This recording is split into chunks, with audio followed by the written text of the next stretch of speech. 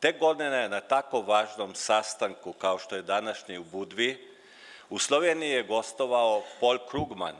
Bila mi je čast da budem dio publike. Predavanje dobitnika Nobelove nagrade je bilo jako inspirativno.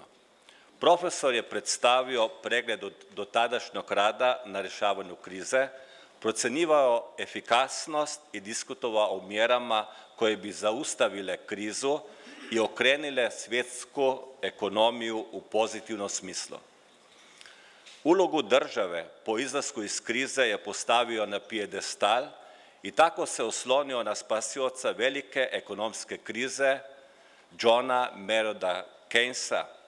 On je vjerovao da aktivna uloga države ekspanzivnom fiskalnom politikom radikalno mijenja način funkcionisanja ekonomskog sistema i omogućava način da se izađe iz krize.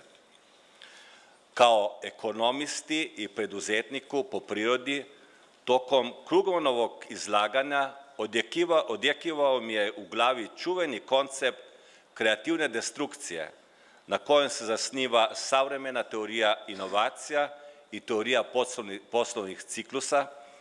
Kao što znamo, ta teorija se pripisuje austrijskoj školi i njenom glavnom protagonisti Josefu Schumpeteru. Temelj kreativne destrukcije je inovacija, koja odbacuje staru uspostavljenu i tako omogućava napredak. To je najočiglednije i u krizama kada se stare neefikasnosti čiste i zamjenjuju novim, superiornim metodama proizvodnje, novim metodama i tehnikama, konceptima, idejama, proizvodima, tržištima. Sve to dovodi do značajne moralne deprecijacije velikog dijela ekonomije, nova započne rast, pojavljuje se novi ciklus, konjunktura je na višem nivou nego prije krize. Moje pitanje za Nobelovca te nezaboravne večeri bilo je bez podcenjivanja značaja javnih financijskih mjera države, koja će to tehnologija, po njegovom mišljenju, biti ključna da pokrene novi ciklus i izvuče ekonomiju iz krize u novu konjunkturu. Bez razmišljanja Krugman je izustio zelene tehnologije. Njegova izjava me je šokirala. Zašto? 2 godine ranije u Ljubljani sam imao priliku da upoznam još jednu važnu američku ličnost, slavnu ličnost, bivšeg potpredsjednika Sjedinjenih Američkih Država Ala Gora. Sa zanimanjem smo u njegovom prisustvu gledali šokantni film Neprijatna istina i upoznali se sa istoimenom knjigom. Pod oba dela se potpisao baš Al Gore. Ovo je bila prekretnica za mene, početak svijesti da su klimatske promjene, koje su nesumljivo proizvod beskrupuloznog ljudskog upravljanja prirodnim resursima, najveća opasnost za nas, za čovečanstvo. Klimatske promjene su posljedica prije svega globalnog zagrijavanja i kao što znamo uzrok sve ozbiljnijih prirodnih katastrofa. Tu sam počeo da shvatam u to vrijeme relativno svjež Kiotski sporazum koji nastoji smanjenjem emisija ugljen dioksida i drugih gasova sa efektom staklene bašte da zaustavi globalno zagrijavanje i spriječi klimatske promjene. Počeo sam da shvatam neophodnost zelene transformacije. Tako je često pitanje kako mogu da doprinesem napretku društva kao osvješćen, društveno odgovoran pojedinac, dobio odgovor sa pojašnjenjem Krugmana. Kao preduzetnik počeo sam da se fokusiram prvenstveno na oblasti zelenih, ekološko bezbednih tehnologija. Počeo sam da težim proizvodima, poslovnim modelima koji ostavljaju najmanji mogući ugljenični otisak i koji su održivi. U tome sam našao veliku poslovnu priliku, potencijal kao i zadovoljstvo u uvjerenju da pri obavljanju svojih poslovnih aktivnosti ostavljam i trag društvene odgovornosti. Tokom tih godina, da budemo precizniji, Slovenija je postala zelenija. Brže prati postavljene ciljeve dobijanja energije nultog ugljenika, bolje upravlja vodnim resursima kao i otpadom. Neskromno maštam da je tako i zbog naše kampanje koja je potpisana pod brojnim postrojenjima za prečišćavanje, centrima za upravljanje otpadom i rješenjima za efikasno korišćenje obnovljivih izvora energije te podsticanjem gradnje drvetom. Upravo to što smo deo Europske unije, koja utiče na investicije preko svojih financijskih instrumenata i koja podržava zelenu transformaciju, je dalo našem poslovnom modelu priliku za razvoj. Ako sam počeo od 2009. da završim sa 2023. Suočavamo se sa još većim izazovom nego prije 14 godina. Kad sam doživeo taj preduzetnički aha efekat najvažniji u svojoj karijeri.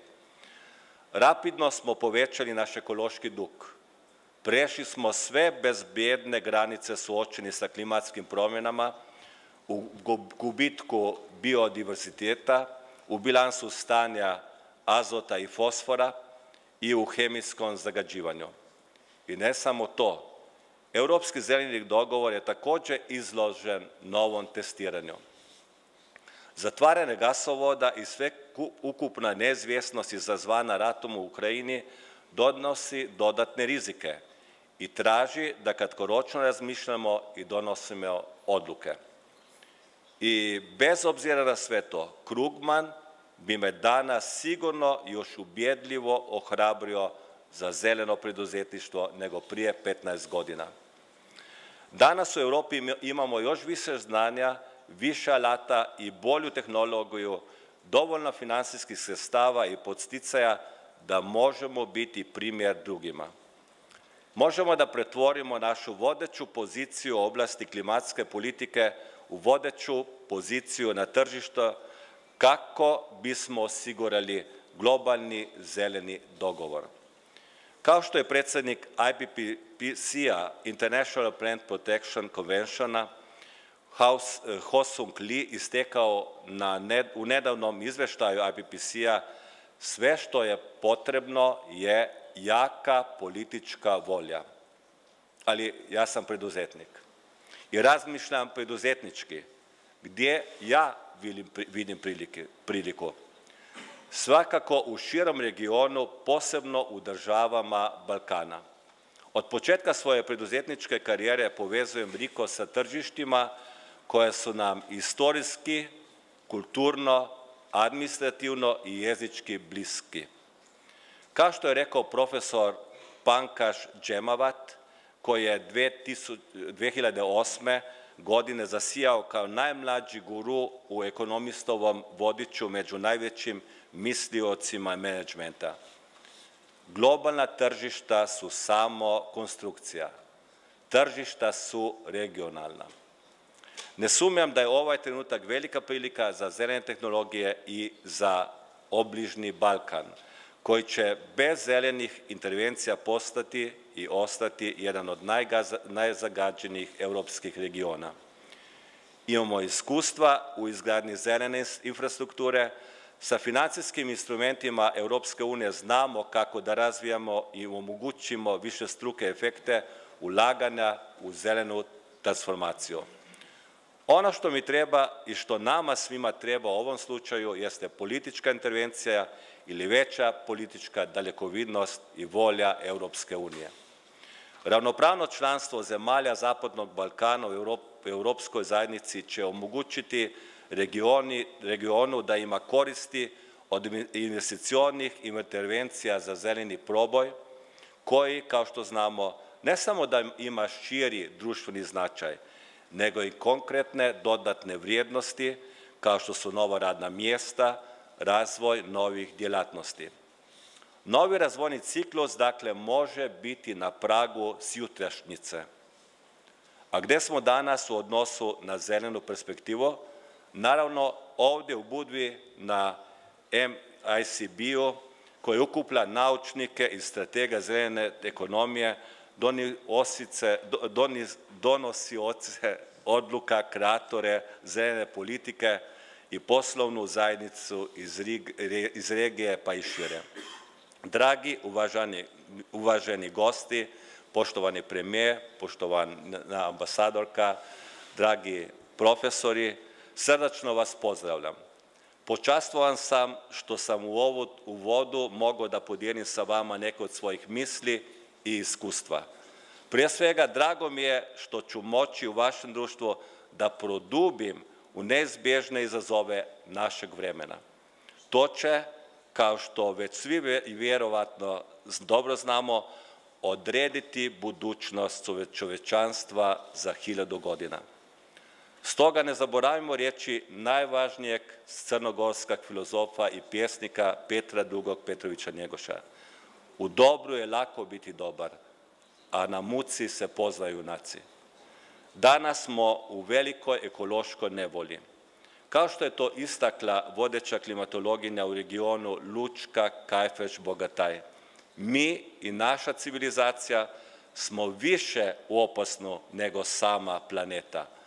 Planeta će sigurno preživjeti, a mi smo pod upitom. Moja glavna poruka sa ovog skupa je da u razvoju i primjeni zelenih tehnologija nismo nikad sami.